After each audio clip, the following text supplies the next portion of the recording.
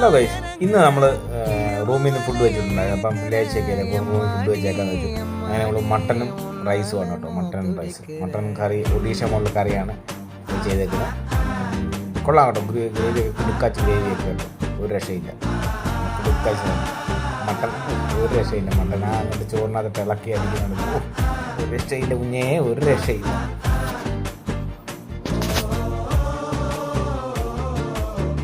பச்சை குத்திக்கின உன்னோட பேர வழியில குச்சேண்டி 10,000 வீர. பச்சை குத்திக்கின உன்னோட பேர வழியில குச்சேண்டி 10,000 வீர.